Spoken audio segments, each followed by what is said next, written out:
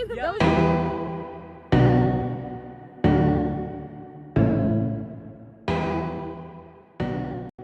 and welcome to an episode of Drinking the Kool-Aid. This is a comedy podcast dedicated to the mysterious. My name is Cassidy. My name's Amanda. We're coming to you live a week later. That's right. Like we do every single week. Like we like to do. Yes. So what you just said to me before we started recording, I'm going to tell you this on the podcast. Oh, yeah. Okay. She was so excited to tell me some story and then she goes, wait, no. I'll say it on the pod. Well, because we were talking about weddings, because obviously Cassidy is getting married in April and bachelorette party very soon. I know. It's going to be here before we know it. It's very close. I know. It's only a month away. I know. Don't remind me. That's so fun. But so we're talking about weddings and I was like, oh, I thought of this story that I had just heard and I want to know your thoughts. Oh, okay. I'm ready. Lay it on me. You know I love to give my thoughts. Okay. So Victoria Beckham. Yes. Her son, Brooklyn. Yes. Is married to a girl named Nicola Peltz. Yes. Who's an actress. Apparently, there has been like turmoil between Victoria and Nicola for some time. Already weird, and I'm already picking Nicola. Okay. Sorry, if a mother-in-law, daughter-in-law, you're the grown-up in this scenario. No, absolutely. I don't care if everybody's grown up. Like, you're the mom. If you're being weird to your daughter-in-law, like, unless she's... And you know what? No, I was going to say, unless she's genuinely evil, I don't trust you to decide if she's evil or not, because so many mother-in-laws are like, my son's wife is evil, and it's just because they're, like, weird and overprotective and jealous. Well, apparently, the reason that they don't like each other, okay, I just heard this story, is because on their wedding day... they were under the impression that they were being gifted like a first dance song sung by Mark Anthony. Okay. Like the Mark Anthony. J-Lo's ex. Yes. So Mark Anthony gets up there and he gets on the mic. Gifted it from who? They're the Beckhams. Got it. Okay. How old are these people that they're excited to see Mark Anthony? I don't know, like 25, I guess. Oh, that seems too young. You think they'd want J-Beebs, right? I don't know. Maybe he was like an old family friend or something. Okay. They were like, oh my God, he's going to sing our first dance song. Yeah. That's going to be amazing, you know? Yeah, sorry, I don't mean to keep interrupting. So he gets up on the mic, like on stage. Okay. And he says, you know, thank you guys so much for having me. I'm going to sing, you know, this song, blah, blah, blah. Congratulations to the couple. Now I want to welcome up the most beautiful woman in the room. If you say Victoria Beckham. Victoria Beckham. Okay, no, death penalty. To Mark Anthony too, actually. And then it's the mother-son dance, not the first dance. So they haven't even had their first dance yet? No, and she ran out of the room crying on her wedding day. Okay. All of these people involved need to be put down like dogs. That's the crazy... Are you joking me? Isn't that insane? Death penalty to everybody involved. I mean, death penalty alone for just saying the most beautiful woman in the room on somebody's wedding day. No, that's so absurdly vile and grotesque and targeted. Mm-hmm. Like, that's so specific. You could even just say, like, to the happiest mother, to the most beautiful mother. Yeah, the most beautiful mother-in-law, whatever. Yeah. But even then, sorry, no, skipping the line and having your mother's son, and then he did it? Allegedly. Oh, divorce. Because I don't know if he didn't know like what else to do. Annulment immediately. Yeah. I would get divorced if my fiance let that happen. Well, now I know that both Nicola and Brooklyn don't really have like much of a relationship with Victoria or David. How do you recover from that? Like, I don't think they've even like spent time together since the wedding. And then they've been married for 3 years, and apparently Nicola and Brooklyn just had a vow renewal, and people are like, that's very soon. Did you have that vow renewal because your wedding was ruined? Because and you wanted to like redo it? Yeah, no, that makes sense. I would do that too. Yeah. Isn't that if my wedding crazy? there's like a good 75% chance my wedding's gonna be a shit show. No, it's not. Girl, Vegas, my family, Andrew's family, all of my friends, all of Andrew's friends, a pool at one of the venues. There's like, once again, I'm going to actually put it up to 82% chance there's going to be a shit show at my wedding. I'm hoping like a good shit show, like a fun shit show. Yeah, but not like you running out of the room crying. You know that's a knife's edge. Shit show can go either way. But so that's it. Yeah, I just thought that was the craziest story. Yeah, no, I think Victoria Beckham, we need to put her in some sort of contraption, maybe send her to the island.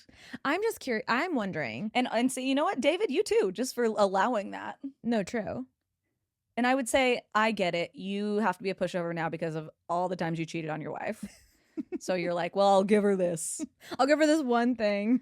You ruined our son's wedding. That's not the one to give her. I would say probably just shouldn't have cheated in the first place. Yeah. So, note to anyone out there, never, ever call someone else the most beautiful person in the room on someone else's wedding day. I saw a video of a fucking groom saying that about his own mother. Being like, and now I get to dance with the most beautiful woman in the room. And his wife, who he just married, was like, what the hell? That's actually crazy. Sorry, there is nothing that gives me the bigger ick than a mommy's boy. It's so gross and weird.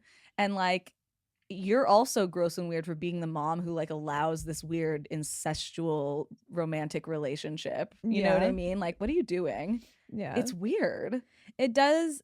There have been many a mother-son relationship that I feel like really toes the line on, do you want to fuck your son? Yes. And here's the thing. I've dated some people who had moms like that, but I've never dated someone who would like let their mom act like that. Yeah. Like anybody I've ever dated when their mom would say something like that, they'd be like, Mom, shut up.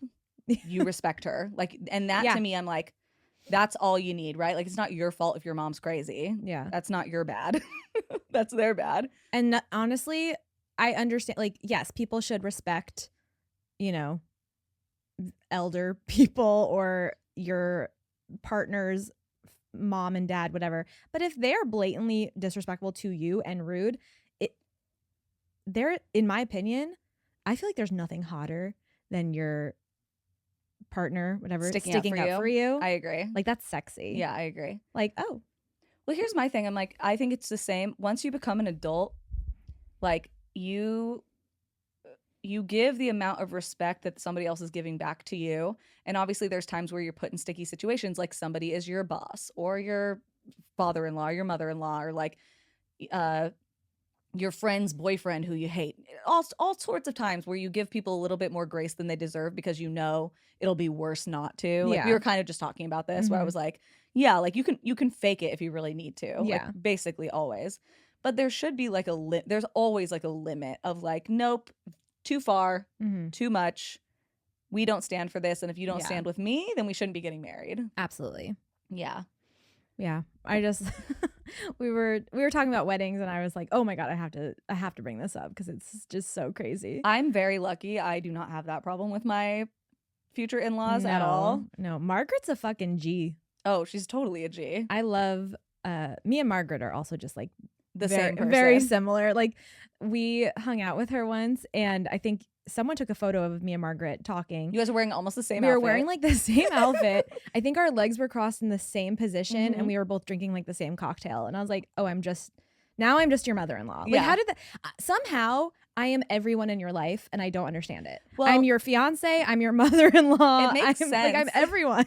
Like, it always comes back to you, baby. It always comes back to me. I mean, it makes sense that you're like my fiance and also like the woman who raised him. Yeah. Yeah. It's just so weird. Like the perfect amount of like, don't give a fuck, but like also loves to gossip. Yes. Yeah.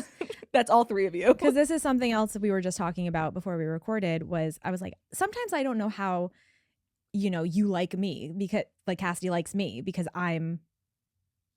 my personality is very different than Cassidy's personality, but it just is like you just are attracted to that personality. Yeah, because, well, I was explaining to Amanda that I have the way my brain functions is just simply a little different than a lot of people. I very rarely meet someone who their brain works the same way as mine. And that's why we're talking about the faking it thing. 'Cause I'm like, I can fake it, but then I also feel guilty about faking it. but then I feel guilty if I come off the wrong way when I'm not faking it. So like really there's like no winning. Like all the time I'm just like trapped in a prison of my own brain, right? And I always tell Amanda, like, oh, well, I'd never have to fake it around Amanda. That's why it's not exhausting to be around you. I don't have to like expend extra mental energy to like make sure I'm like coming off the way I should or whatever. Yeah. And Amanda was like, yeah, I don't understand the way your brain works. I don't even understand why you like me. And I'm like, because I can say anything to you. And if you know that it's true or honest, even if it's like, I don't say it the right way, you'll just be like, why'd you say it like that?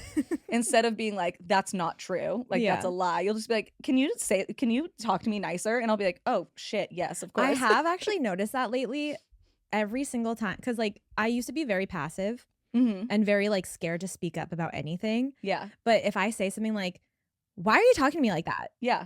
You immediately go, oh, that's not how I meant it. Like, let me, and I'm like, okay. Yeah. This is good. Well, because to me, I'm like, this is how my brain is like, this is a normal way to be. Yeah. Like, that's why I'm like, always like, what did I say earlier? I was like, yeah, it's so frustrating. It's like, there's no treatment. That's just autism, baby. That's just pure, straight, right in the veins autism. That's it. And it's like, oh, no, because my moral compass is like the most important thing to me. And that's how I judge everyone. And it's like, oh, that's not fair because that's not how life works. Right. But unfortunately, there's no amount of I've tried no amount of drugs, no amount of therapy that changes the way your brain chemistry works like that. But it's okay. That's why you find people that you can be yourself around. That's right. That's right. It's very important. And here I am giving representation to I would hope, a lot of other people who feel like me a lot of the time. Well, we have a lot of listeners that resonate with you. Yeah. A lot. There's a lot of people that are like, they'll send us DMs or messages and they're like, I tend to, resonate more with Cassidy's personality. Yeah. But I have a best friend that's like Amanda. Yeah. Like, people will say that a lot. Because if there was two of me, that's unspeakable. Nobody wants that. Literally nobody wants that. I don't. I'm gonna be honest. That's like honestly, you and your brother Cameron are kind of similar in that way. Yeah. And when I used to hang out with the two of you together, I was scared for my life. Yes. I was like, what is happening? So that's the funny thing about me and my brother. We're only a couple years apart, and shocker, he's a lawyer. Can you imagine? We're very similar, and we agree, I would say 80% of the time on things. And so it's scary for everybody else that other 20% of the time. Sorry, the 80% of the time is scary for everybody else, but it's even scarier the 20% of the time when we don't agree. Right. Because watching us go at it is probably the worst thing you could imagine. And I've seen you guys go at it. Yeah. I've been kicked out of his house more times than I can count. Yeah, this was for like the tiniest. We'll have like a disagreement about like what date something happened, and neither one of us is willing to budge. This was 14 years ago now. So yeah, so long ago. He's a father and a wonderful husband. Like you both were very different when you were 19, 18 years old. Yeah, but I remember just like being like, what is happening right now? Me and Cam used to go at it. I was like, I don't know what to do. For all the people who are like, oh, Cass, you should have become a lawyer. That already happened. Yeah. Basically. In guy form. A few years before me. Don't worry. We already have that covered. And he's a very successful, very talented lawyer. Yeah, hell yeah. Mm-hmm. Honestly, perfect lawyer personality. Yeah, absolutely. Yeah. That's how you get shit done. Have you ever seen those memes that are like, you're a real bitch when you were like 7 years old and somebody told you should be a lawyer when you grow up? I was like, real. You're like, literally my life. True. My entire childhood.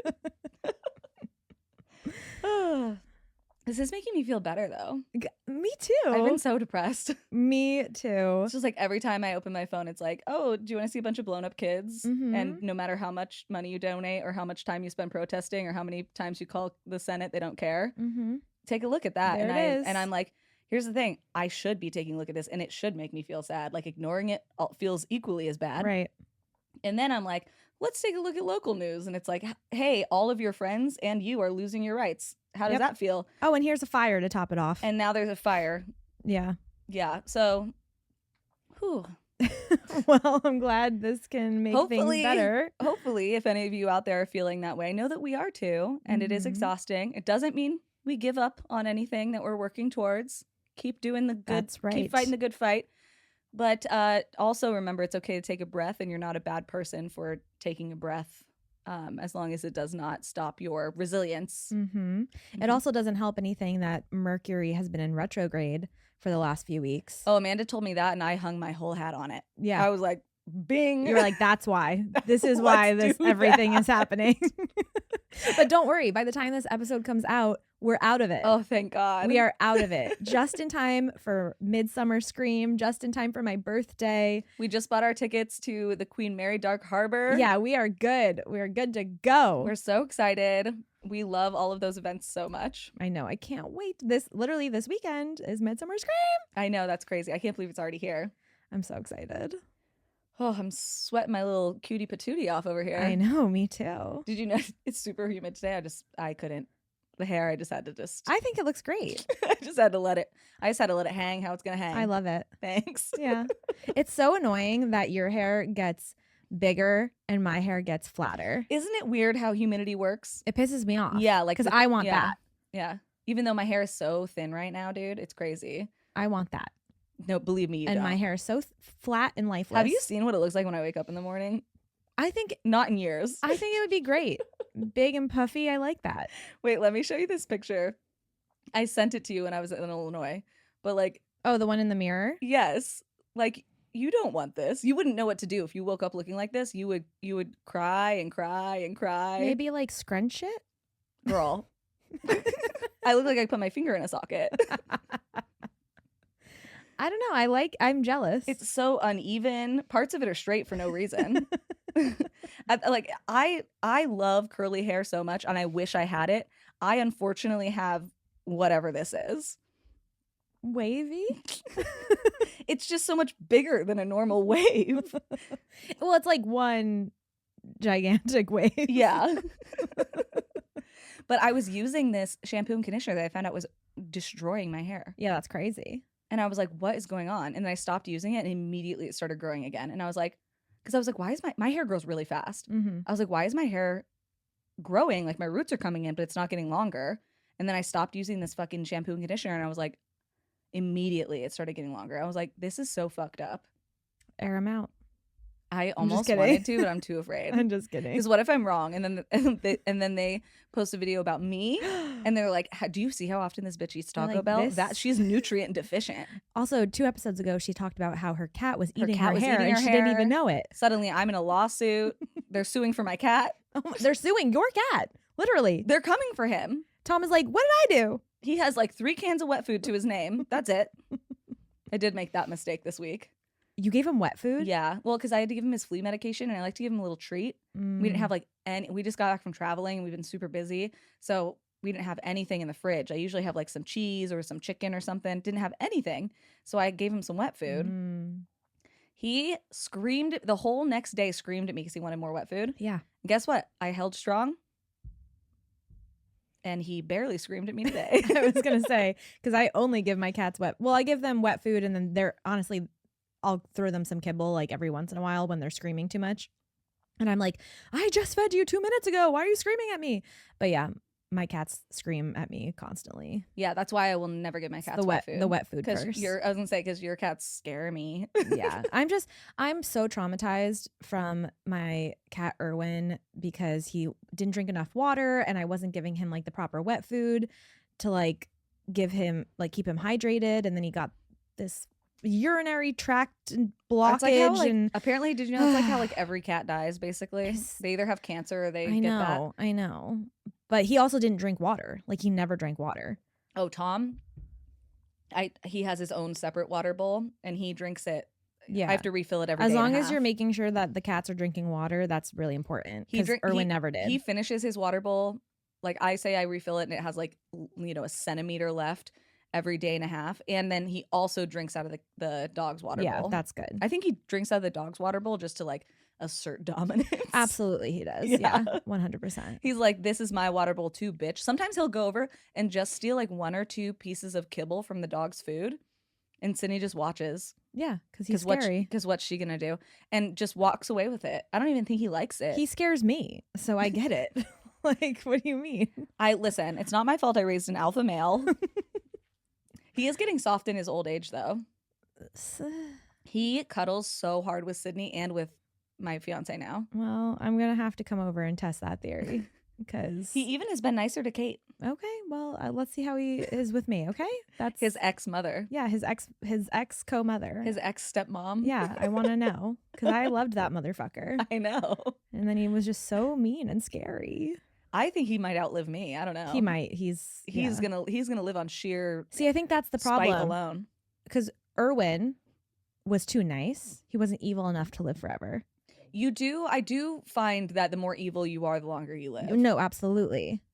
So Tesla Yeah. is going to outlive me.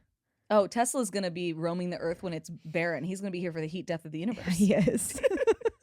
Frankly, I think he is Satan. He might be the Antichrist. I think he is. We don't know. I think he is. He's up to something. And it's no good. And he's big enough to get away with it. I'll tell you that. It's so true. So last night, me and Kate, like kind of out of the blue, went to go see our favorite musical, Spring Awakening. Oh yeah, they did not tell me, by the way. It was last minute. Mm-hmm. And I thought, to be fair, Cassidy is like always checking locations. So I really was waiting I'm for really not. Why are you guys together? Text. I'm actually really not. The only time I am is when I'm trying to text you about something important and you're not answering for some reason and it's like 7 p.m. I feel like you're always like, what are you doing? Only if I'm trying to text you and you're not answering me at like 7 p.m. because I'm like, you're always home. And then I'm like, That why is true. Why are you in Dana Park or whatever? You know, like I you're am somewhere always home. weird. That is true. But it was at this like really small local theater in Anaheim. Was it any good? It was great. It was amazing. Love Spring Awakening, my favorite musical. But we get there and the first thing they say is, before the show, we're going to do like a raffle for free tickets for another show we're doing in October.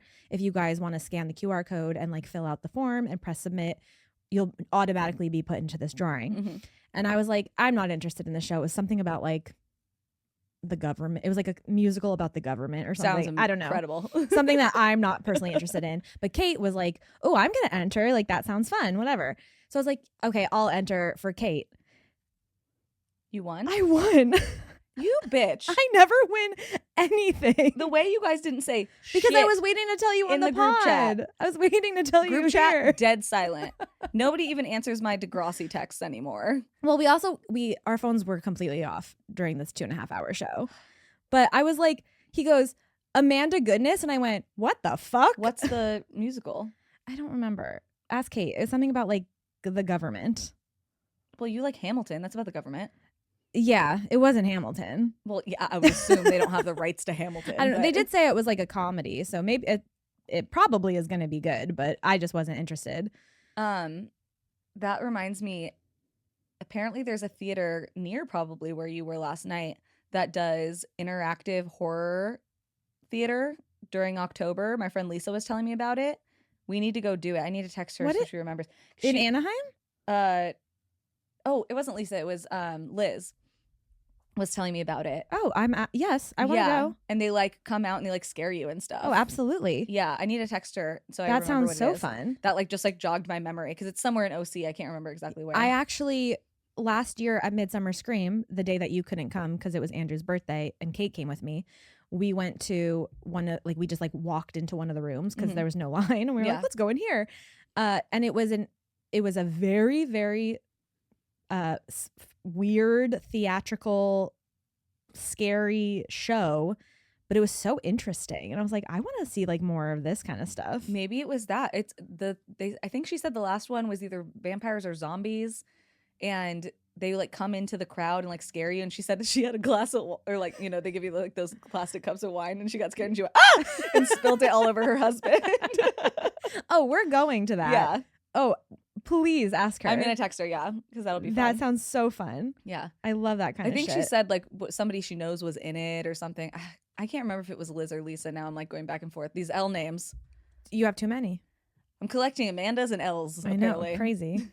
And not just losses. Sometimes just Liz's.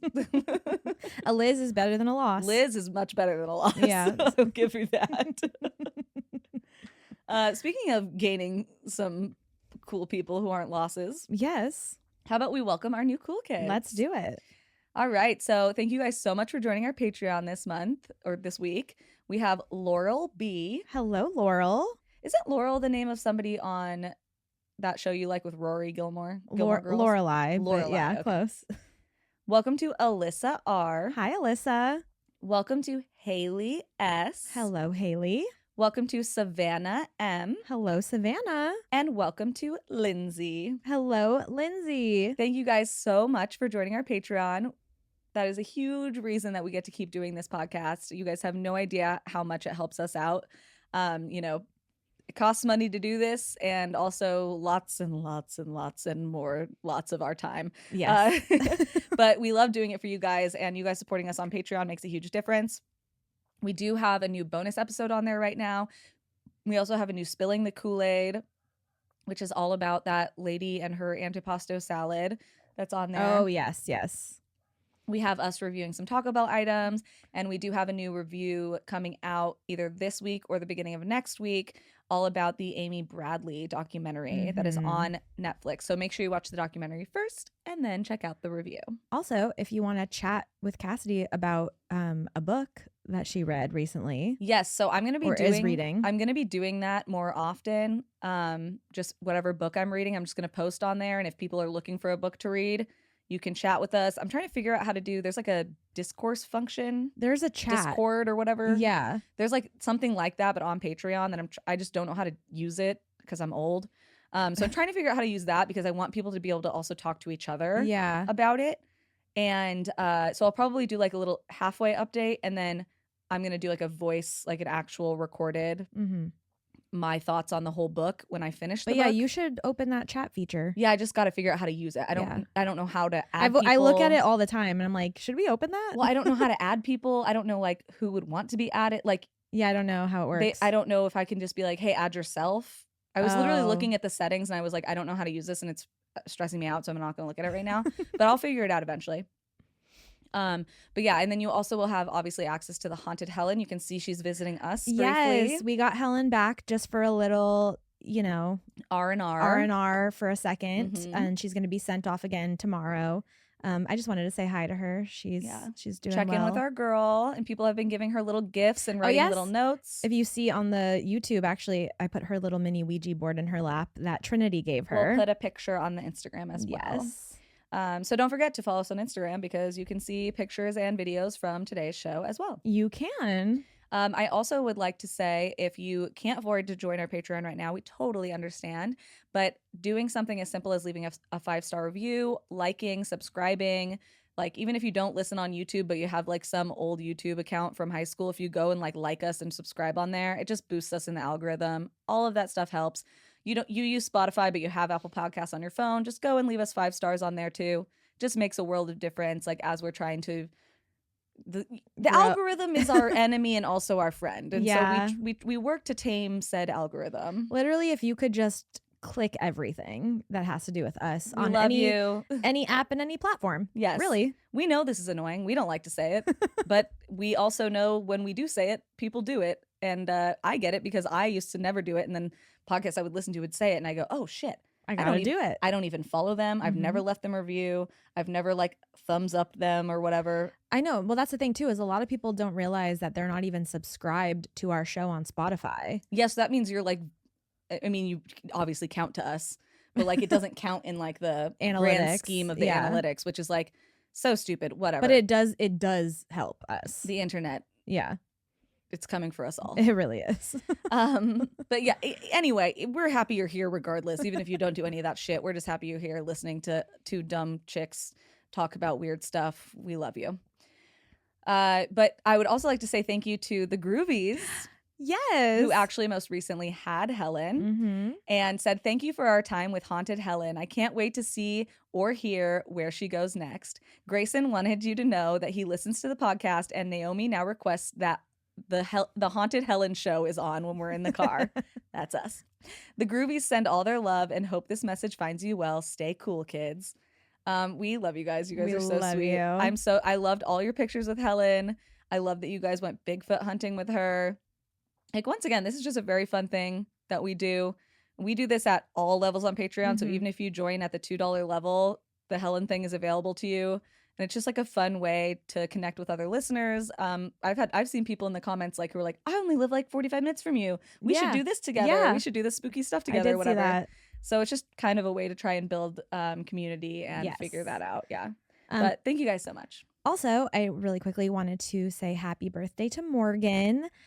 They said that we have actually wished them a happy birthday every single year since we started. They messaged us today and they were like, I hope I'm not too late. My birthday is on Monday, but I just wanted to keep up the tradition of you wishing me a happy birthday. So here we are. Happy birthday, Morgan. Another year. Happy birthday. We love you. Thank you for being here still. Thank you so much. Yeah. I know it's so fun when people message and they're like, I've literally been listening since 2020. And I'm like, oh, when we were such a baby podcast. When we literally were like, oh. When we knew like every listener by name because we only had like 200 of them. Literally every single one. Yeah. And we still talk to those same ones to this day. Yeah. But thank you guys so much. We just really appreciate you guys. And we know how blessed and how lucky we are to be a part of this community with you guys. So thank you so much for listening. Yes. Yeah. Should we get started? Let's do it. Let's do it. Okay. So I have something I think you're going to love today. Wow. Again. I know. It's like I'm like curating for you because it's almost your birthday. Not that I always don't love everything that you tell me, but no, sometimes you hate it. Be real. Let's be honest. But yeah, you're right. It is almost my birthday, so therefore they all should be in something I would like. I'll save the cannibalism for your birthday week. But well, that's not very nice. So today I'm going to be talking about the Devil's Sea. Ooh. Or also known as the Dragon's Triangle. Yes. So this is a portion of the ocean that is off the coast of Japan, varying places. People think it's like connected to different islands and whatever. So we'll get into that in a little bit. Which is funny because I actually hate the ocean, but you do. But you love a triangle. I do love a triangle. You do. Who doesn't? So my sources today were ancientorigins.net, Unexplained Mysteries on marineinsight.com, Devil's Sea on Wikipedia, of course. Of course. And All That's Interesting by, forgot to write down his name, by William DeLong, who is a graduate of Missouri State University with a degree in English. Wow. Giving us his full credits here. Yeah. He wrote down his credits with his name, with his author name, so I feel like he wanted me to say it. He also has written approximately 40,000 articles since 2009, if you're wondering. That's a lot of articles. He's putting in the work, okay? I'm trying to give him his flowers. Okay. So the Devil's Sea. One of the first stories that pops up when you talk about the Devil's Sea or the Dragon's Triangle is all the way back in, and I'm so sorry, Amanda, the 13th century. Okay, what years are in the 13th century? 12s. No. Yeah. Okay, that's like don't you think that's weird? Why is the 13th century the 12s? Because the zeros were the first century, and then the twos were the second and then the ones were the second century. That would really annoy me. I mean, that's just how time works. Okay. So I think it does really annoy you. No, like how we're in the 21st century, even though we're the 20s, 2000s. Well, I was gonna say it would really annoy me if I was someone that would get annoyed by that. But she is. But I think I am. She's like, wow, that would really fucking piss me off that I was one of those people, as she's pissed off. I am. I'm those people. So during this time, the Mongols were looking to invade Japan after taking over much of mainland China and other parts of Southeast Asia. And they actually did give the Japanese emperor the opportunity to come before Kublai Khan, who is the great-grandson of Genghis Khan. Oh, I know him. He's a big one. Mm-hmm. And admit defeat and be spared and actually just be like a seafaring trading partner. Because the Mongols were like really good at defense and attack on land, but like sea was not really their thing. And as we know, Japan is just a huge collection of islands. So they do give this option to the emperor, but the emperor refuses. He's like, I will not bow to any man, especially not you, dude. And refused the Mongols, so they decided to invade. They tried several times, like on a smaller scale, and this is how they knew and found out that the Japanese samurai were extremely skilled, extremely loyal, and much better at hand-to-hand combat than the Mongol army was. It also didn't help that the Mongolians were not mostly Mongolians at this point. They actually were people from countries that they had conquered. So sometimes they were not exactly the most loyal of soldiers. I'm sure you can imagine. I don't blame him. Yeah. So because of this, Khan took extra time. He took like an extra 20 years between these two defeats that he had. And he actually brought up a giant army and fleet of ships, like the largest that at this point the world had ever seen. So he had over 4,000 ships carrying over 100,000 troops. And the plan was just to simply overwhelm the samurai with like sheer numbers, because they're like, listen, they're going to outfight us. Yeah. But if there's 10-1, we're going to win eventually, basically. Well, I mean, would the one man beat the gorilla? I don't know. I don't know. Would 100 men beat one gorilla? I don't know. So in 1281,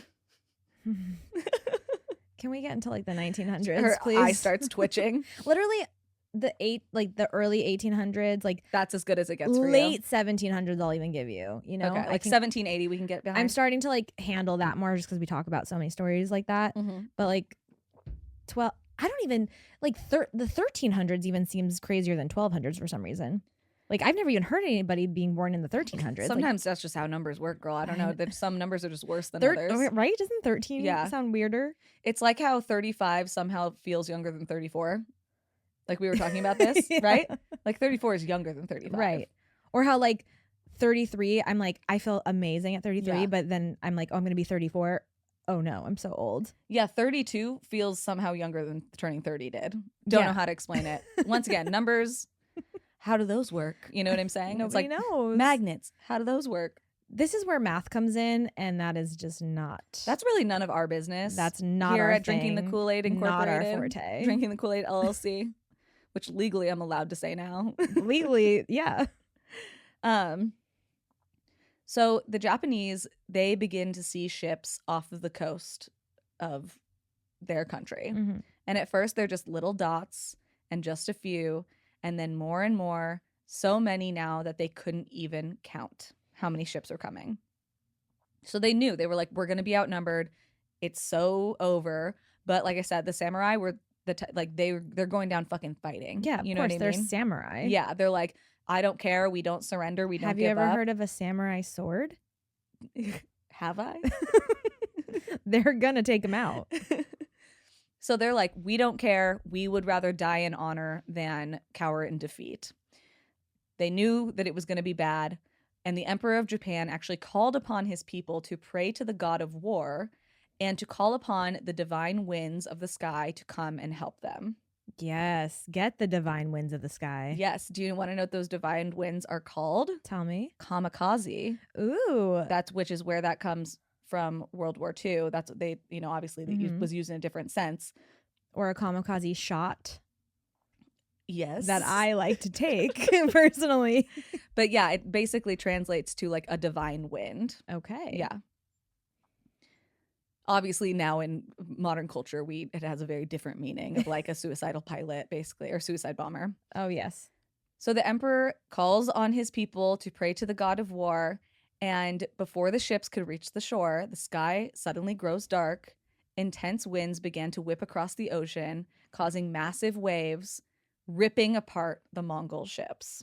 Ooh. Tens of thousands of troops are drowned in the water, and only a few ships actually make it to shore. And within 50 days, they were swiftly handled by the samurai fighters, and many of the Chinese troops just defected and surrendered, which is exactly what they thought might happen. The fact that there was tens of thousands of troops and ships and whatever, like, I barely know 100 people. Girl, I barely know 40 people. Like, that's crazy. How do you know that many people? I don't know. That's well, when wild. you're conquering country after country after country and enslaving them, I believe is what was happening. Yeah, that's true. But so the numbers do vary depending on what you're reading. I'm reading the more fantastical version. it's upwards of 100,000. Some people think it was closer to 40,000. Either way, it's a lot of fucking people. Yeah. Like regardless. But a lot of the Chinese troops who they had just been defeated in the last couple decades by the Mongols, they defected. They were like, fuck this. I'm not going to die for these people. Like they just captured and enslaved me. I don't even want to be a part of this. Yeah. And like I said, they kind of knew that might happen. Meanwhile, the samurai are defending their homeland, so they feel very compelled to fight to the death. It also didn't help that the area that they had just watched all of these ships sink and that they were overtaken with a sudden storm was known to be dangerous waters by the Chinese people. So according to Chinese legend, a large sea dragon had ruled over these waters back in 1000 BC. Yes, I know. Just don't even think about it too hard, baby girl. You don't need to think about it. It's okay. And so this area to them was known as the Dragon's Sea. I do love the idea of a sea dragon. Yes. That sounds fun. The Japanese knew it as Ma no Umi, or the Sea of the Devil. And that's how it got its nickname, the Devil's Sea, or the Dragon's Triangle. Mm-hmm. Rumors swirled about this piece of ocean, which basically, like if you're looking at a map, here, let me pull up a map actually. If you're helpful, thanks, Google. It's just literally pure ocean. Shut up. There's like no coordinates, That's nothing so nearby. funny. Yeah, it's so zoomed in that you can't even see where like Japan is. Okay, so the idea of it, if you want to take a look, there's a couple different ways that people think of where the Devil's Sea is. I'm going to give Amanda two different versions of it. One of them is it starts in Osaka and goes down to like either Manila or Taiwan and then out to this island out here. Okay. And then back up, and that's the triangle. Mm-hmm. There's some people who think it's more like two main points up in Japan and then down here all the way in Papua New Guinea and then back up, and it's like a very skinny triangle. But either way, it's somewhere kind of in this like Philippine Sea area. So like I said, if you're coming from like Taiwan or mainland China, you would have to go around through the East China Sea, through the Philippine Sea, and to get to that side of Japan. Okay. Yeah. Either way, it's kind of in the same vicinity. Yeah, it's just depending on like what the actual coordinates of it are. People kind of debate, but it's in that area. I would say that Philippine Sea. Sorry, I should be treating her with some respect. Yeah, you should. Area, and we'll post this map on Instagram and on the YouTube if you're on YouTube. Like I said, rumors were swirling about this piece of the ocean. People thought that maybe it was dangerous because of a curse. Maybe monsters lived there, like how the Chinese believed. And some people just thought that the gods simply didn't want you going through that part of the ocean. So just fucking ignore it. Mind your business. Remember when the gods ripped through all of those boats? Mm-hmm. So come on. Yeah. They actually are still, like, to this day, finding Mongol shipwrecks at the bottom of that part of the ocean. Yeah. That's crazy. Yeah. That's a long time ago. Very long time ago. Of course, the legends continued into more modern times. Now we're getting somewhere Amanda can deal with. Thank God. In the 1800s, sailors and fishermen would often claim to see a small ship, traditionally like a traditional Japanese ship or boat that was burning incense off the back, that would seem completely abandoned, other than a woman in a long dress walking on the deck and looking out across the sea. Okay, she sounds like she's a little ghosty. Yeah. And no matter how hard they tried to reach her, nobody could get close enough to her to communicate. It seemed like despite her kind of just floating there at a leisurely pace, it was impossible to ever catch up with this boat. Well, I mean, ghost ships, you know, they can just glide through the water. They be doing things. I don't know. Chances are you're not going to catch up to a ghost ship if they don't want you to. No, that's none of your business. Yeah. Also, relax. Back off. One of the more infamous but spotty reports of missing vessels in the Devil's Sea is actually that of Shiro Kawamoto, who was allegedly flying a military plane over the area. This was during World War II, and he radioed in his last words before never being seen again, and his last words were, "Something is happening in the sky. The sky is opening up." And then his radio communication completely cut off. No. In the 1940s and 50s, so many fishing vessels and at least 5 military ships had gone missing in the area. So the government decided to actually do some scientific research into the Devil's Sea. Because 5 military ships went missing. Yes. And this is also when the Japanese media started to report on the suspiciously high number of losses in the area of both civilian and military vessels. The Kaio Maru number 5 was sent out in 1952 to do scientific mapping and research in the area where these ships were going missing. Just 2 days after the ship left its harbor, all communication was lost and the ship went missing.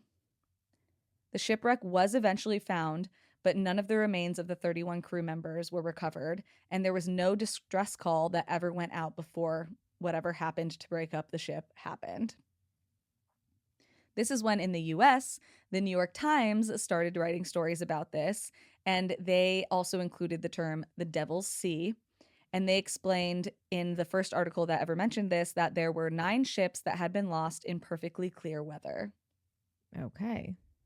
After the loss of the Maru number 5, the Japanese government actually deemed these waters in the area unsafe for travel or transport, and basically told anybody trying to get anything into any of the ports along that side of Japan to avoid this area. And they limited any government ships that were going to that area. There was another incident, which I couldn't find an exact date for, so I don't know if this is before or after the Kaio Maru number 5 went missing, but it was another government ship, and it went out to sea and lost all radio and radar communication. Like, it fell off of all of their like little ping, ping, and they could not reach the ship at all with radio communication. Obviously, pretty immediately, they started a search in the area. They sent out planes to do zigzag patterns all over the area where the ship could possibly be. The search continued for days, but after a week was eventually called off, and they just decided it must be another victim of the Devil's Sea. Like, are we thinking that they get sucked under the water? Are we thinking that they go through a portal? Are we going to get to theories? Okay. Yes. And also, 10 days after this ship went missing, radio communication was suddenly reestablished with the crew, who was ecstatic to hear from the mainland. They said their radio had simply stopped working. They had no idea why, but they had just been sailing on their course the way they were supposed to for the last couple days, which makes no sense because they had literal planes going zigzagging back and forth through that exact area, through the exact area where now suddenly the boat just reappeared on the radar like it never went missing. We got a portal, baby. Yeah. So nobody knows why none of the planes or the radar were able to see them for those days that they were missing. Also, the crew kind of made it seem like they didn't think they were as missing for as long as they were. Like, they were like, it's only been a few days. And they're like, no, it's been over a week. And they were like, oh, that's kind of crazy. Time slip. Right? Yeah. Portal. Yeah. Have you ever seen that movie Triangle? No. Oh, you need to watch it. Do I? Yeah. Do I? Yes. Okay. See, this is the thing. You're like all mad because I was like, I didn't think you'd like weapons because it's going to be like too fucked up. And you're like, I love scary movie, Cassidy. I don't know what you're talking about. Anytime I recommend a movie, you go, no, I don't. Because the ocean stuff freaks me out. They're not really on, they're more just on they're on like a cruise ship for like 90% of it. Okay. So they're not like actually in the water. Nobody's in the water really. Well, the ship is in the water. Yeah, but they're like in the bowels of a cruise ship and you don't even see the water barely. Oh, that sounds scary too. That's why I don't understand you. Do you want to be scared or not? I do. Like, we're going to see Weapons tonight, and Amanda was like, why didn't you invite me? And I was like, I thought it'd be too scary for you. I didn't think you'd be into it. It probably will be too scary for me. And we're all sitting. And I'll probably have nightmares. I was going to say, and it doesn't help. We're all sitting random places because the movie's too popular, apparently, which good for them. I love when a horror movie does well. But we're all sitting like random spots around the movie theater. We can't even sit next to each other. Yeah, you're not even going together. No. You're just all in the same theater. We just happen to be in the same theater, basically. So we can discuss afterwards. Well, maybe I'll go. You can get it. You Sit can in get the a random back. seat. Yeah. So there was another ship that was not quite as lucky as the one we just talked about. And this one was called the MV Derbyshire. It looks like Derbyshire. It's actually Derbyshire because it's British or whatever. Mm. And this was a very large bulk cargo carrier that was going from Canada to Japan. It was so large, in fact, that it was too large to use any of the canals, so it couldn't go through the Suez Canal or the Panama Canal. So it had to go all the way around the Cape of Good Hope in South Africa Mhm. before making its way over to Japan. I think we've actually talked about a missing ship that went missing through the Cape of Good Hope. That's when we were talking about Davy Jones. Oh, Remember? Yeah. was it? But a lot of, so the reason it's called the Cape of Good Hope is because, like, fingers crossed, because a lot of ships go down there. Yeah. Yeah. But not this one. Made it through fine. This is a huge ship. It's like 1,000 meters long or whatever. And like, one of the articles I was reading said it was like larger than like a 7-lane highway or something. Wow. Like, it's huge. This thing is huge. And it had a pool on it. It had a bar. It had like all the amenities because it was such a long trip. And then the sailors would like take time on, time off, time on, time off, and like chill. They even had 2 wives on there of people who were working on the ship. Mm. Yeah. So this ship leaves Quebec in 1980 on July 11th. It's carrying 1,057,446 tons of iron ore, which is also another thing we've talked about in a lot of missing ships. They're carrying iron ore a lot of the time. And on September 9th, when they're only a few hundred miles off the coast of Japan, the captain sees that there's some bad weather coming in. He radios in and says to the port that they were planning on docking in, and he says, "Hey, we're going to probably be a day or 2 late because I'm going to slow the ship down because otherwise we're literally going to like head on hit it if we go at the pace we're going now. So we're probably going to get there on like the 12th or 13th instead of getting in later tonight or tomorrow morning." They're like, "Yep, cool. There is a storm coming in. We'll see you then." No one on the ship was very worried because this ship was said to be unsinkable. It was a massive ship that was specifically designed to go through weather patterns like this.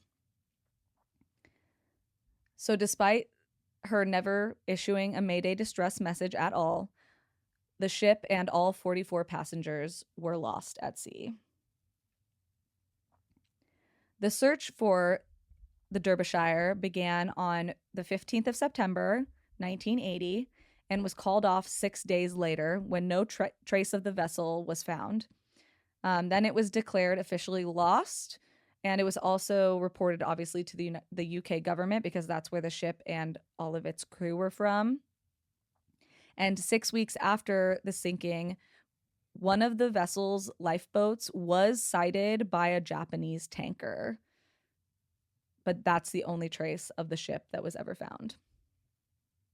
This is, and I believe it was and still is, the largest British ship to ever have been lost at sea. Wow. Yeah. So the families of the crew members obviously wanted closure, and they actually funded their own expedition themselves because the UK government they were like kind of being dicks about it and like very secretive and weird. I think they're, based on what I was reading in articles, they were mostly just trying to like avoid blame or lawsuits. Yeah. In my opinion. That's my opinion. That's what it seemed like. But in June of 1994, almost 15 years later, the wreck of the Derbyshire was found at a depth of 4 kilometers, which is 2.5 miles down. Down under the ocean. Uh-huh. And it was spread over about 1.3 kilometers or about 0.8 miles, like square miles. But so they did a bunch of forensic analysis on the pieces of the ship on the seafloor, and it was found that there were some pretty dramatic flaws in the ship's design. And it also turns out that the UK government was low-key covering up that a few of its sister ships had also been abandoned or decommissioned because they had issues with their hull staying together. Mm-hmm. The UK government, of course, refused to acknowledge this fact, and in its final release about the ship said that it was solely poor weather to blame, despite the ship being built specifically to tolerate poor weather. Yeah. Yeah. Which I feel like ships should be. Yeah. Built obviously. for that. Yeah. So why is this area so damn dangerous? I would love to know. Based on my findings, I would say it's a very interesting combination of things. So, first of all, there are hundreds of underwater volcanoes in the area, which is what they actually think took down the Kayo Maru number 5. They think that just literally the worst timing in the world. They happened to go over one of these volcanoes the second it erupted, and it made the water so hot that it became non-buoyant, and they just basically exploded. They didn't even have enough time to radio for help. Yeah, I mean, that seems like a good theory, but wouldn't they be able to find out if that volcano erupted? Apparently there was like a seismic activity thing in Hawaii that did register something that day. Obviously, it's impossible to 100% confirm, but that is what they think happened.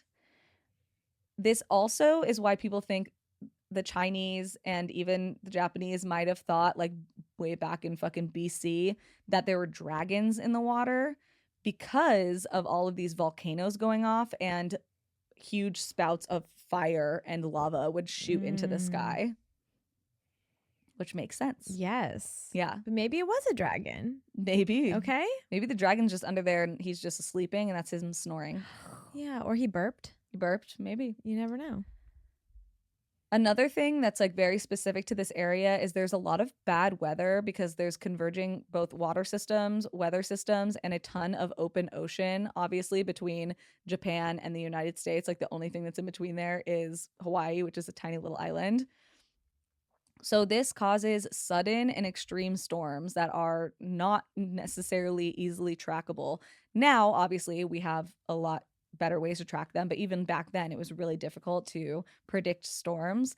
There's also a lot of seismic activity in this area, as we know. They just had one of the most powerful earthquakes of all time that caused a tsunami that happened just north of this area towards Russia. This was like 2 weeks ago at this point. And that was it was like a 9.3 or something. Like that's unheard of. That's crazy. And on top of all of this area is one of the 12 vile vortices. What does that mean? So these are 12 places that contain extremely strange electromagnetic forces in the world. One of them also being the Bermuda Triangle. And so that messes with radar, with radio communication. Some people think that it can create some sort of portal situation that makes it more dangerous for planes and ships and things like that to go through the area.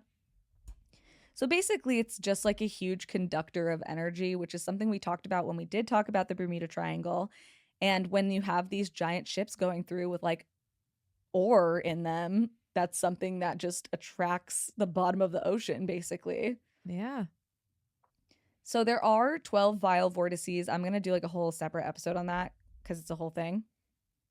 But kind of a interesting fact about the Devil's Sea and the Bermuda Triangle is they are almost directly on opposite sides of each other of the planet. Oh. Yeah.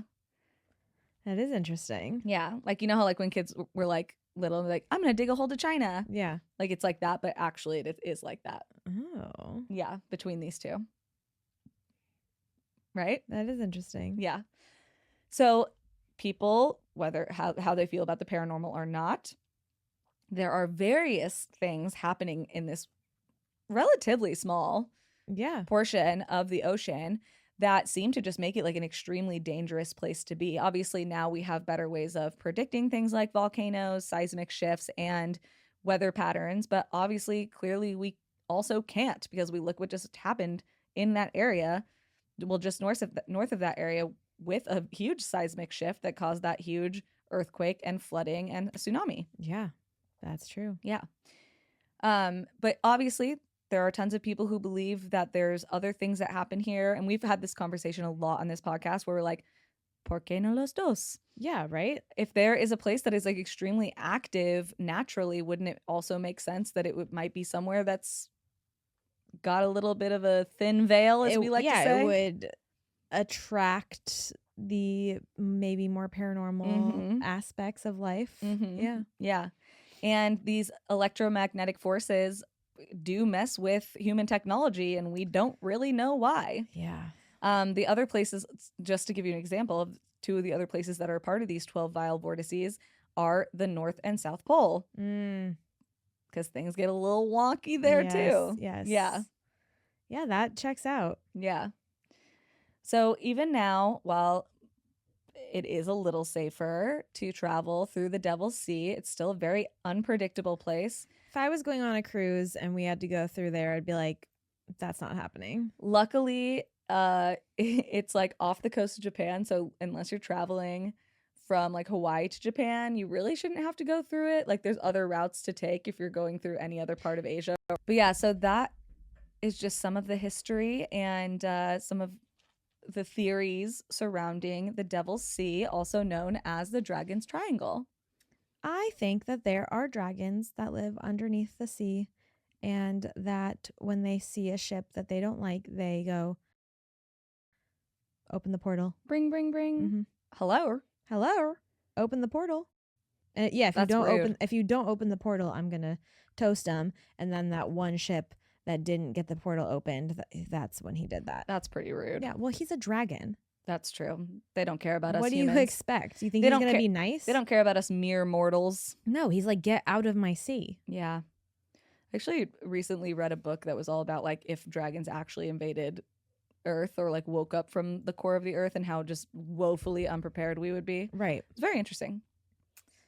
Oh, well, that would just be another thing to cause me to... Yeah, just don't think about it too hard. Yeah. You don't have to pretend like dragons are real. That's fine. I don't know if they're real. They could be. But yes, thank you for listening. Thank you for telling. Of course.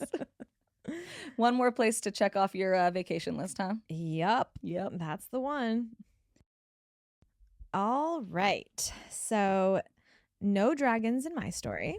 Well, then what kind of story is that? I know, honestly, kind of lame now that I'm thinking about it. Get up your game, girl. Little disappointed in myself. But today we are going to talk about a young girl named Rylann O'Bannion. Okay. So my sources, I really only had like two main sources today, which was an article on the PSI encyclopedia, Sci encyclopedia. Okay. Do you know it? Like cyclopedia, but it's like psychic. Is that like, how it is? I don't know. Okay. I don't know. I don't know what reference. What website you're referencing? Well, I just assumed that you would know how to say it. So I'm going to say Sci encyclopedia. Okay. By James Matlock, and he was the investigative journalist on this case. He is the one who kind of brought this case to light in 2018. And he also wrote a book that detailed this case as well. Okay. And then I also read an article in the LA Times by Mary Foster, psychicaccess.com, and an episode of a TV show that I will bring up later. Okay. All right. So Rylann O'Bannion was born on March 11th, 2008 in Bartisville, Oklahoma. From the moment she was born, her mother, Cindy, said she was a super easy child. She slept through the night peacefully, literally from the second she was brought home from the hospital. So she's 48 hours old. That bitch is sleeping through the night. I mean, bitch in a good way. Beautiful. As she started to get a little older, around like 1.5, Cindy noticed that Rylann was like a very observant child about her surroundings. She was just kind of curious about things. She would often walk around the house, opening drawers and cabinets and just like peering in at the contents inside, but never like actually taking anything, just looking at them. Same girl, nosy queen. Nosy little queen, yeah. I was the same way. And when they would go out, she was always very social with people. She was never shy. She always just kind of wanted to like blab away, talk to whoever. So she's basically this perfect little sweet baby that doesn't cause any problems. But then like out of the blue one day, Rylann starts to develop a deep fear of thunder and lightning. And they live in Oklahoma. So this is kind of a place where thunderstorms happen relatively often, at least more often than they happen where we live. Yeah, for sure. So Rylan starts to get really, really scared. Like every single time there's a thunderstorm, she starts crying, she's screaming, she's like throwing a fit, and she jumps into bed with her parents like every single time. Which, like, if that's the only hard thing about your baby, not too bad. Not too bad. Yeah. But pretty soon, Rylan stops being able to sleep through the night, like totally, completely. And then she starts sleepwalking. Mm. And to me, a toddler that like Orphanage basically just started to be able to walk yesterday. I just feel like, what do you do? Because like it feels inhumane to like lock them in their room, but also it feels like super dangerous to So have them dangerous. just be able to like go wherever they want. But also like kids are supposed to have their own space. Like you shouldn't just have them sleeping in your room every night. That's also an issue. Right. Like it just feels like an unsolvable problem. Yeah. And she's so young at this point. She's like not even 2 years old yet. And she's a little baby waddling around the house at night while she's sleeping. No That's good. terrifying. Yeah, no good. No offense, but yeah, orphanage. Sorry. So the sleepwalking thing kind of continues for the next few years. But, you know, she's still kind of around 2 years old. And this is when stuff starts really happening. For the first time that Cindy's mom is like clocking. Like, this is really weird. And Rylan starts to say some strange things to her mom. So the episode that I watched was of a TV show called The Ghost Inside My Child. I know this show. Yes. I knew you would. And Cindy and Rylan both appear on this show. This is from like, I think Rylan was 6 when they were on the show, so years ago. But Cindy says that the first thing that happened was one day they were in Rylan's room playing, and she tells her mom that she had been to heaven. And Cindy's like, What do you mean you've been to heaven? No good. Like, already hate this. Once again, not something you want to hear from your child. Already hate it. And she's like, yeah, I was in heaven and I met your mom. And Cindy goes,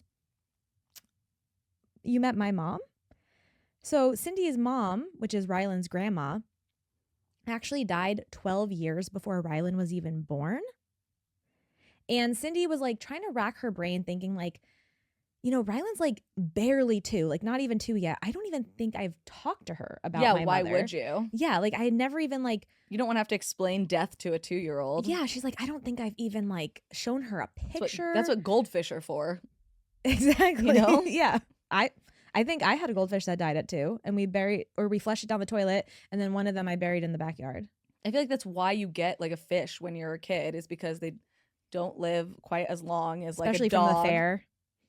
Yeah, or like a dog or whatever. And like, I don't know if this is right. Don't be mad at me.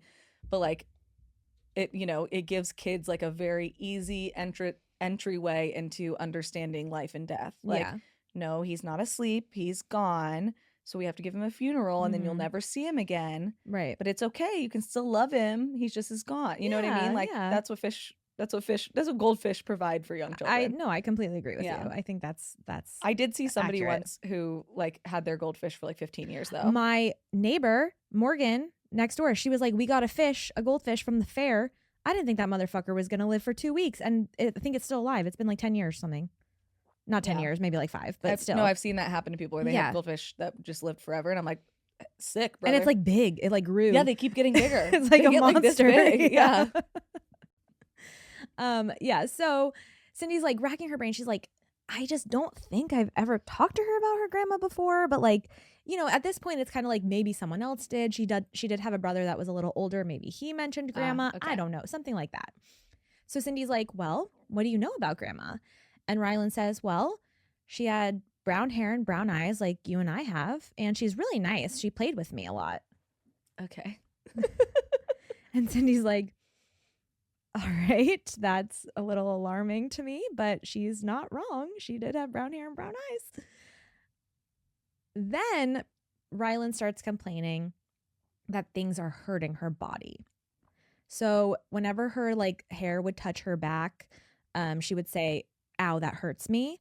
Or when her t-shirts, like when they would put her t-shirts on, she would complain that it was hurting her neck. So Cindy's like, okay, maybe she's just being a fickle toddler. It's the terrible twos. I know I was really annoying about certain clothes items at that age. Like my mom can definitely attest to that. I cried a lot if certain things were not I would properly on me. barely let my mom brush my hair. Yeah. Or if my that little line on the top of your socks, That's the one. if it went underneath, Uh-huh. ooh, game over. Day's ruined. Oh yeah, I would throw a fucking fit about Yeah. my socks. And then if my mom got the sock perfect, but then it went into my shoe and it got messed up, I would scream. Yeah. Yeah, it was horrible. So Cindy was like, okay, what can I do to fix this situation? She tried cutting the tags out of her shirts to like not rub against her neck, but nothing seemed to be helping the situation. And Rylann just kept saying like, ow, that hurts me, like her whole body. And then she said it felt like her skin was burning. And she's 2. Yeah. Saying these things. Then in May of that year, Cindy hires a photographer to come take some photos of the family in their garden. When the pictures came back, she had them printed out, she framed them because she was going to put them up around the house.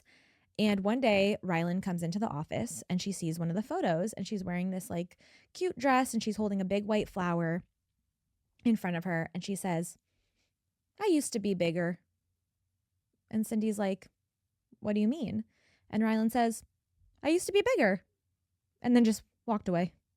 Okay. And once again, Cindy's like, what the fuck is my daughter saying to me? Why does she keep saying weird fucking shit like this? Listen, sorry, I am realizing right now that like I would definitely have, by my own standards, would have been sent to the orphanage. No, yes. I am realizing this right now. You are one of those creepy, spooky little kids. Little orphanage ass kid. No wonder you don't want kids because you're scared of yourself. Yeah. You know? Well, on multiple levels. I don't want to curse somebody else with the brain I just complained about for 30 minutes. No, I think that's really fair of you, to be honest. So then things start to get even creepier. And one night during bedtime, Cindy is laying in the bed with Rylann. She's reading her a bedtime story, and Rylann turns to her and says, Mommy, I died. I was in our backyard. It was raining. I was alone, but I wasn't scared. Then the rain shocked me. So Cindy says, what do you mean the rain shocked you? First of all, I wouldn't be asking any questions. I would be like, we need to stop. You would have been like, okay, sure. Should I put on Bluey or Miss Rachel? I would be like, okay, honey, good night. Bluey or Miss Rachel? Which one do you want? Have a good night. Go to sleep. Bye. Love you. But Cindy was like, okay, what do you mean? And Rylann says, well, it was raining a lot. There was a loud noise, and then the rain shocked me. And I floated up to the sky. My problem is that whenever any child talks to me, all I hear is, and then I did that. And I just my eyes glaze over, and I keep going, wow, crazy. And yet they love you. That's crazy. And they love you. So as the months went on, Rylann kind of continued to say things. She started saying stuff about how she lived in a white house that had a big front porch outside of it and how her family drove a red car. Okay. And a lot of the time it seemed like these things were just like coming to Rylann out of nowhere. Like she'd be playing with her toys in her room and she would just turn to her mom and look at her and say, Louisiana sounds familiar. And then just like turn around and continue playing. Okay. And her mom's just like, what is like literally what is going on? Yeah, what are we working with here? But you know, now at this point it's been quite a while since Rylann's been saying these things and acting like this. So Cindy's been gathering little bits of information for quite some time. And she decides she's going to take all of the information that she has now gotten from Rylann and type it into Google and just see what pops up. What shakes loose. So she types in Louisiana, thunderstorm, rain, lightning, crash, like things like that. And the very first thing that pops up is an article about the Pan Am Flight 759. Yes. So this is a very well-known plane crash. On July 9th, 1982, the flight took off from New Orleans, and the weather was really bad that day. Like a really bad thunderstorm was happening, a lot of rain, a lot of lightning. And shortly after the plane took off, it got hit by lightning, fell from the sky, crashing into a neighborhood. Mm-hmm. All 153 people on board died, and 8 people that were living in the neighborhood of Kenner, Louisiana, were also killed.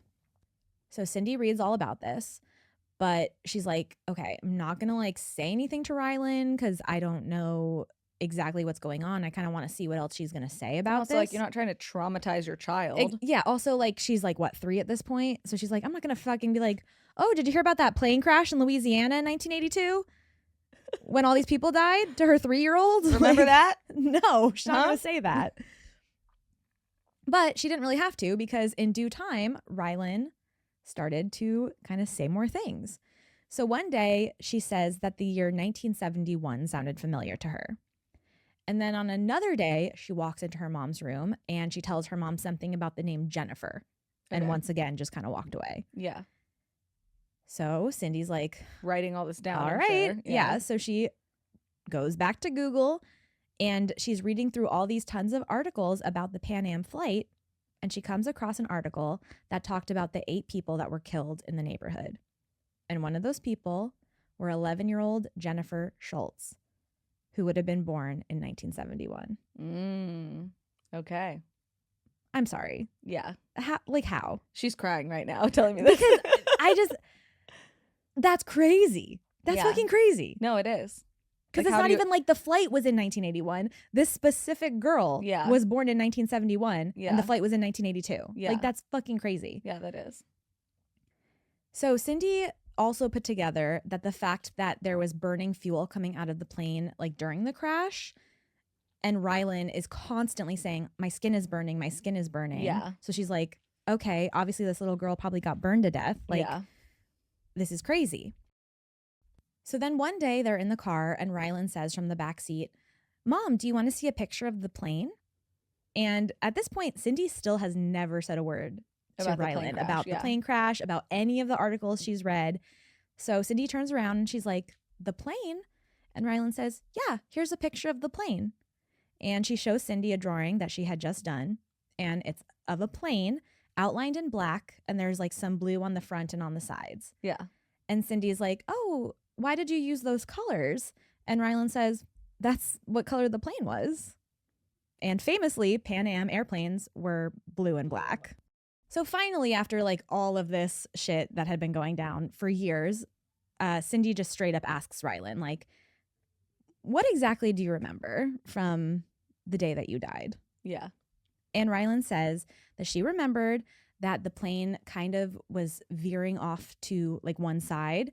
I'm sure she didn't say veering, she's 3, but was going off to one side, and then it started to hit trees and then it crashed. And that is exactly what happened.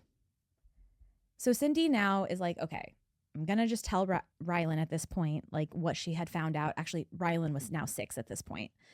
So she's like, I'm just going to tell her about everything that I had learned about the Pan Am crash and about Jennifer. So she starts to tell her some of the stuff. And Rylann says, well, I don't think I was on the plane.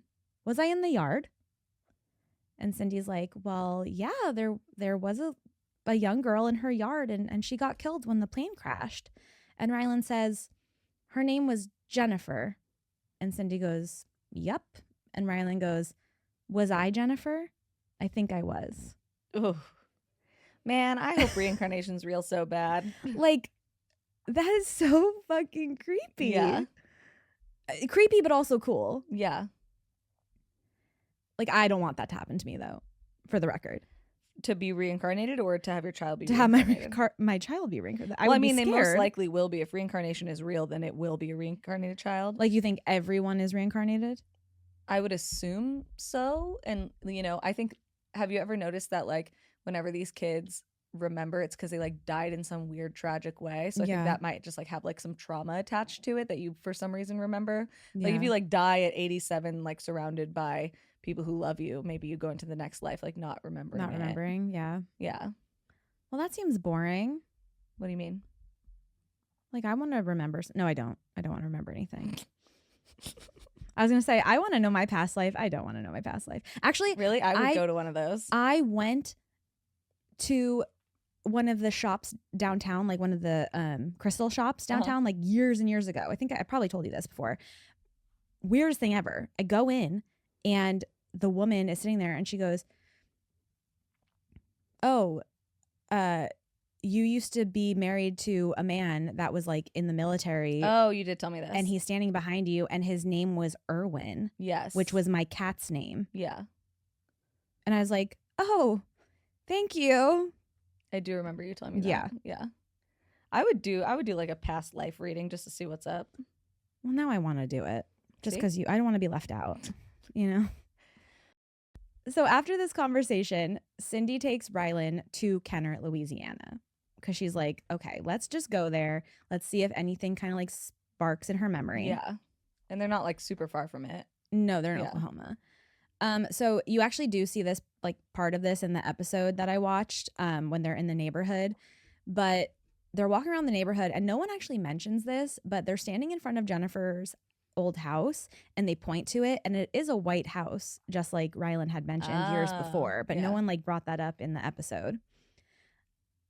Then they get introduced to a woman named Evelyn, and Evelyn had known Jennifer when she was a young child. She was actually her neighbor, and Jennifer would often come by and ask Miss Evelyn if she could like do some chores around the house, and Evelyn would pay her like some coins or whatever. Yeah.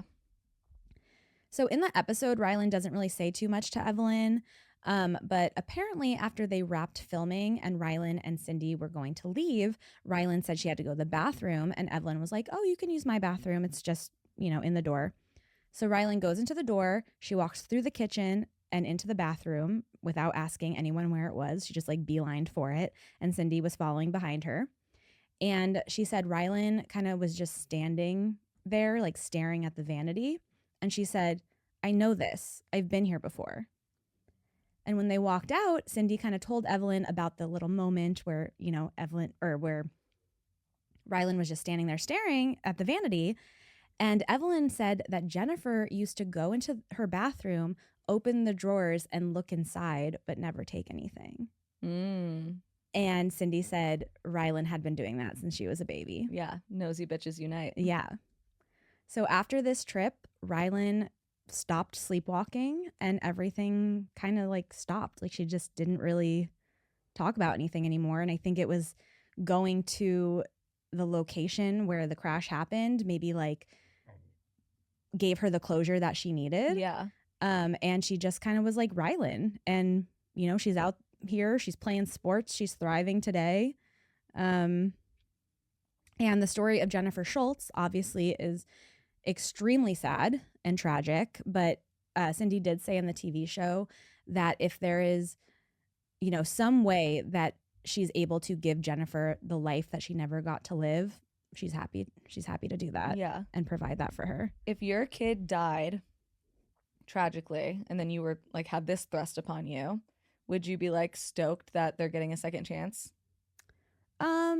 Yes, I think I would. I feel like it'd be extremely bittersweet, obviously. I think it would freak me out, right? Because I would be like, what do you mean my kid is like someone else, right? From the past? Like that freaks me out. No. Like you're the mom of Jennifer. Ooh, that's a tough question. Yeah. I don't know. Yeah. Yes, I think it would give me some peace. Yeah, because I feel like if you're a mother especially, like obviously you'd be jealous. Yeah. But like to know that your kid didn't just not get to experience life, like, okay, she might get to get married. All the things, because you think of all the things when a kid dies, they don't get to graduate high school, they don't get to get married, they don't get to fall in love, they don't get to get their heart broken. Yeah. They don't get to experience, their first big girl vacation, like that kind of stuff. And it's like, okay, well maybe now she has the chance to do it.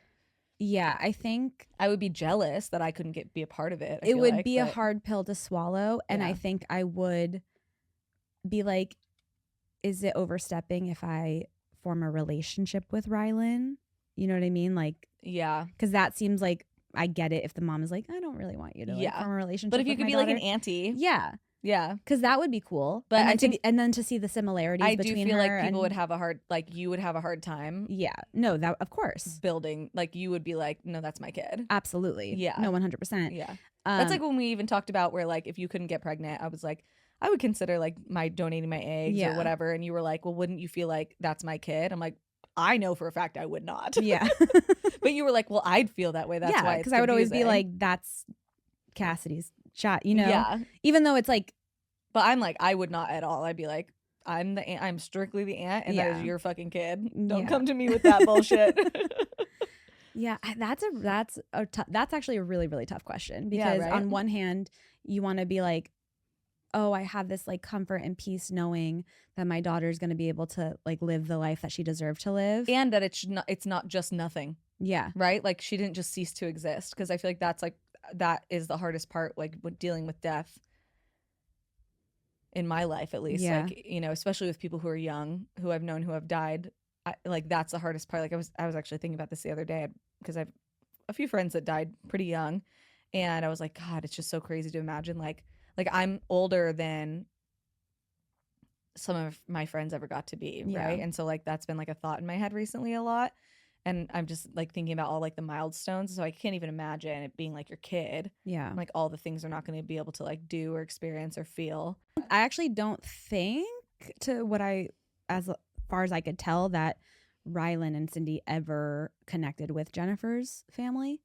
Oh, when they were at the house, I thought. Oh, that was their old neighbor. Got it. Evelyn, Okay. yeah. So I don't think they actually ever connected with Jennifer's family. Yeah, I don't see. To me, I feel like I would be like, I'm happy to hear it. I hope it's true. I don't want anything to do with it. I could totally see that. Yeah. I could see all sorts of like different Any sides crash of the out coin. is valid. Yeah. At that point. Yeah. But I don't know. For me, it's like whenever people, like you say it sometimes, you're like, I don't know if there's anything beyond death. Yeah. And then I hear stories like this and I'm like, I don't know what it is, but there has to be something. Listen, I want there to be so bad. Like this is like something that like I want to be wrong on. It's just my logical brain is like, no, it's nothing. It's darkness. It's eternity. It's exactly what it was before you existed. And like that is what gives me anxiety and gives me panic attacks all the time. I think about it, But, like the idea or of not existing. if we're always being reincarnated, that's also scary. Then it's like, yeah, we're always existing. Yeah, that's also scary, right? Like just the idea of eternity, whether it's blackness or reincarnation or even being in heaven, it's all very scary, because eternity is a concept that we cannot comprehend. Yeah. But yeah, so it's all equally scary, and that's why I tried to do meds, but it didn't work out so well. It just maybe in your next life. They just made me worse. In your next life, you'll be able to figure it out. In my next life, meds will work. In my next life, I'll be allowed to smoke weed. But yeah, that is the reincarnation case of Rylann O'Bannion. Well, thank you. Yeah. That's a crazy one. That's like one of those like or like cornerstone like reincarnation cases that people talk about. Yeah. And there's really not like hardly any information on it. Yeah. But it's just, to me, that one is very interesting to hear about. Yeah. I agree. Well, how about we round this out with a listener story? Let's do that. All right. This is from Claudia. Hi, Claudia. So Claudia, the message, what's it called? Headline of this message? Subject of this message. Sorry, it's like not through, it's through email, but it's like through our website, so it's a little bit different format. Is just haunted apartment ? I like that. And Claudia says, howdy ladies, I'm a longtime listener, first time ever writer, and I may have a haunted apartment. Let's hear it, Claudia. A little bit of backstory. I moved about 4 months ago with my boyfriend, who is skeptical of all things haunted. We moved to a new city and a new apartment. The first week, we heard things moving every now and then, and we considered maybe these apartments just have thinner walls than we thought they did, so we decided to think nothing of it. My boyfriend works hybrid, so he is sometimes in the office and sometimes at our home. Our second bedroom is his office, and when he works from home, he will hear things move in our bedroom or in the living room like I'm home doing things. I'm not. Things started amping up the last couple of weeks, starting with one night we were laying in bed, looking at TikTok like usual, and I show him a video on my phone. From the corner of my eye, I can see a shadow move from the hallway into the office. Good. I whisper to my boyfriend, for some reason I thought the shadow couldn't hear me if I whispered, that I saw a shadow in the office. My boyfriend, being the brave guy that he is, told me to go and look. Of course, I don't, and he goes to check. Yeah, I was going to say, no, brave sir. guy he is. Doesn't sound like it. You get your ass up and you're going to go look. You get your ass up and you get to work. Get to work, bitch. He goes and checks it out, but no one is there. With this in mind, last night we were chilling in the office. I have my own little corner with my TV and I was crocheting. I see his LED light turn on. Mind you, this light can only turn on and on a specific color with a remote control, which we both were not anywhere near touching. Great. Love that. My boyfriend goes to check if there's something wrong, like loose wires or something. Then he turns it off with the remote and sets it on the table. On his way back to the desk, he looks up and sees the light come on again through the reflection in the window. It's also now flickering. Mm-mm. We both look at each other and say, fuck that. He unplugs the light, and we have been feeling uneasy in our apartment for a while. But so far, nothing too evil. I just hope that if the ghost stays, they can help with rent every now and then. Real. That's what TikTok's for. Monetize that ghost. Pay your dues. Anyways, thanks for listening and making my mornings better. I even got my boyfriend to listen. Stay spooky. With love, Claudia from Texas. P.S. I used to be a neuropsych nurse that worked the night shift, and I have some creepy hospital stories to share as well. Obviously, we need those. Yeah, Claudia, we're gonna need some of that as well. I hate to say it, but I will confirm that your apartment is haunted. Yeah, and I think the fact that your boyfriend, who was a skeptic, is now, a little spooked out. Yeah, is now spooked out. It sounds like that confirms it. I'm saying if you want this ghost to pay rent, start videoing the ghost, monetize the ghost, do what you can, get this ghost on a payroll. Get this ghost to go viral. Viral ghost. People love a ghost. People love a viral ghost. We love a viral ghost. Thank you so much, Claudia, for sharing that with us. And we are just so excited every time we get a story from you guys. So make sure you send in any paranormal stories. If you think you've seen Bigfoot, if you aliens, if you live next door to a serial killer, we want to hear about it. We do. You can send that in at dtkpod.com/contact. If you are one of our cool kids, you can send that in via Patreon DM. We got a few of those this week too. And people are like, is this where I do it? I'm like, hell yeah, girl. So make sure you send that in however you feel comfortable. But thank you guys so much for listening. And most importantly, make sure you keep that front door locked. Make sure you keep your mind open. And keep drinking the Kool-Aid.